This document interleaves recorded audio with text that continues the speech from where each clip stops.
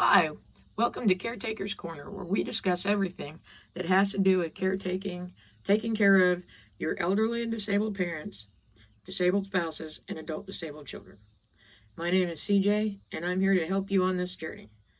And I'm doing a series right now about questions you should ask yourself about becoming a caretaker.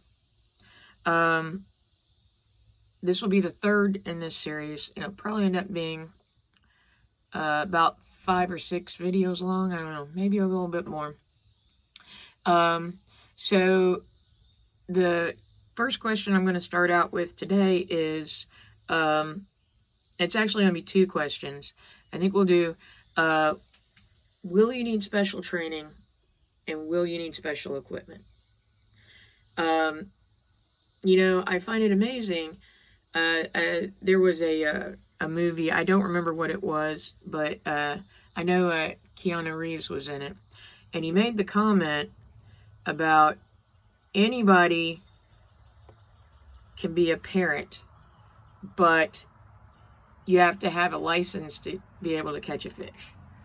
And I think that's a very interesting statement, because with caretaking, it's the same way. I mean, on a technicality, to take care of your family member, your spouse, your parent, or your child, you don't need a license, and you don't usually get special training, but I think in a lot of times you should. I think at the very least, if you know you're going to be a caretaker, there should be like a class for bathing and properly moving someone from a bed to a wheelchair, properly helping somebody get up from a seated position to walk around. How do you tell your parent that they need, or disabled spouse that, like, okay, so for instance, with my father-in-law and my dad, walking was an issue. So they both ended up at a point where they were very weak and were not very good at walking. And so the rehabilitation guy came in, or lady, I don't know which one it was. Anyway, they were going over how they need to properly get up out of a chair. Well, you don't think about that. You've been getting out of chairs for years. You just innately do it. Your body automatically does it till it doesn't. And then there is a system to it. Just an FYI, so you know, when you're going over this with somebody, they should move to the edge of the chair, they should have both hands on the side, and they should be able to see their toes when they go to get up. They need to lean forward that much in order to properly rise. But I never thought about that till we had to go through rehabilitation, and they went over all of this with us. Keeping them active, especially with elderly parents, you need to be able to keep them active mentally as well as physically. And that can be a fight. And having training on how to engage them and how to get them to go do stuff that they like, but that you can also handle helping out with. I think one of the greatest things I've heard of, now, we live in a rural area, so it's not easy. But I know in a lot of cities they have senior senior daycares where your parent or disabled spouse can go and be able to interact with other people, which helps to stimulate their brains, helps to stimulate their body by getting them up and moving and being able to be in contact with people that is not you. And let's face it, like for my dad, I went and I made sure to check on my dad 3 days a week, and I would spend time sitting there talking to him and everything, but he didn't get a lot of communication with people outside of me. And I think ultimately that did not help him out mentally. He had not like horrible bouts with depression, but he had bouts with depression. And so you gotta, I mean, there really, you gotta ask yourself, Is there training you should go through? Do you need to seek help in learning how to help your parents with their emotions or your spouse with their emotions? How do you get them up out of bed? How do you properly bathe them? How do you go about putting them in a tub? How do you go about putting them out of tub? If they're on a special diet, how do you go about preparing that diet? Medication, that is a huge one, even with Barbara. Medication. Let me tell you, it is crazy the amount of medication they put people on these days. My dad had a list a mile long. He had shots he was type 2 diabetic. He had shots he had to take. He had one he took once a month or once a week. One he took at least once a day, sometimes twice a day. He had all sorts of pills he had to take. He had to take, like Barbara. She's got a shot I give her once a month. And then she's got medicine she takes. Some of them she takes 3 times a day. Some she takes 4 times a day.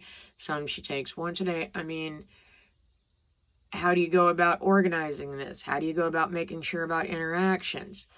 These are some of the things that training comes in very handy for. Have you ever used a gait belt to help somebody walk that is not very steady on their feet? How do you go about doing that? How do you go about moving someone without hurting them or yourself? Now, there are classes for CNAs that teach all this, that I really think they should have classes for family caregivers to be able to take and do that. The other thing that goes along with that is, because of the special training, special equipment. Now, like I said, with my dad, we had the medical bed, we had walkers, we had toilet seat. I mean, something as simple as a toilet seat. And having chairs that sit higher than your average chair. So we had like a toilet seat top that raised the toilet seat like 4 inches. I think for my dad we actually had 6 inches because he was kind of a tall guy. And then you had the walkers. And then when my dad went out in public and like we went to a restaurant or something, we had a seat we'd take with us. Because like I said earlier, most chairs are really low, and the lower something is, the harder it is for an elderly person or somebody that doesn't have a lot of strength to get up out of. It's just difficult. So we had a seat that he could put in it, and that way he could get up and down easier. In his car, he had a walker just for his car that I had rigged with a hook on the front, so that way he could put his seat on there, or if he went shopping, he could put shopping bags on there and then be able to get them to the car easier. Once he got home, we had this little tiny shopping cart on wheels that he could take up and down to the ramp to get all his stuff out of the car. He had a lift chair, so he had a recliner that would lift him all the way up and it would recline all the way back. And like I said, we had the Hoyer lift. We had bar stools set at different places throughout the house. Now, it's not special equipment. You can go to a yard sale and actually you can go to a yard sale and find most of the medical equipment too. But you can go to a yard sale or secondhand place and find bar stools. But because Dad had issues walking, we had bar stools all over the place. So that way he could sit down when he need, as long as he could make it from one bar stool to the other, he could sit down when he needed it. I think the other piece of easy to get, not actually special equipment, but we got it as special equipment, was we got an Alexa Echo. Or I think his was actually a Dot. But the point is, you could yell Alexa and Alexa could get help for him. You can get another piece of special equipment. It's like if you live where you can get the service, you can get Life Alert, which is technically a special service, but comes in very handy for people. Do you need a walk-in shower? Do you need a shower chair? Do you need an electric scooter? an electric wheelchair? If you have one, do you need to get a lift on the back of your vehicle to be able to take it around? If you have just a regular wheelchair or a walker, like Barbara has what we call a wheelie walker, which is she stands completely up, like at a regular height. She's not bending over or anything like that. And so you got to ask yourself, does your vehicle have enough room for a wheelchair or a big walker or even a regular size walker? If you have an electric wheelchair, like one of those hover around scooters, you actually have to get a lift to put on the back of the vehicle to be able to carry them around. Or if you have a minivan or a full-size van, you can get a ramp or have an electric lift put on them in order to lift them up and put them in the vehicle. Do you need to make special arrangements for transportation because you can't do it? Like in our area, we've got different van systems that go around, depending on how far out in the middle of nowhere you are, that can pick up your disabled parent or spouse or adult disabled child and take them to where they're going and then pick them up from there and bring them back. There is a fee for that, but I mean, it works like a taxi service, but a taxi service for the disabled, which is very convenient. And if you end up in this position, you'll understand what I'm talking about. You can't always go out and buy a new car. I mean, it's not necessarily feasible. You can't always go out and buy a new minivan. So these services are really, really handy.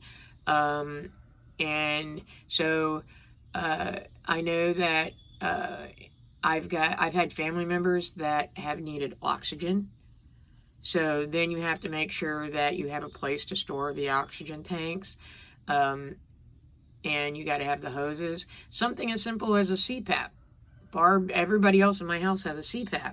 Well, then you got to have distilled water. You got to be able to clean the hoses and the masks and everything with it, the container where they keep the water. I mean, there's just all sorts of stuff you just don't think about that you need. And some of this I'm talking about isn't even technically specialized equipment. And with the exception of the bed and the Hoyer lift, a lot of it doesn't take up a lot of space. But now there are depending on the condition, you could require a special bed, not just a medical bed, but like a special bed. Like I know that for like ALS and MS, you can get special beds that once they get to a point will actually help to roll them over every 2 hours, where the bed itself will do it.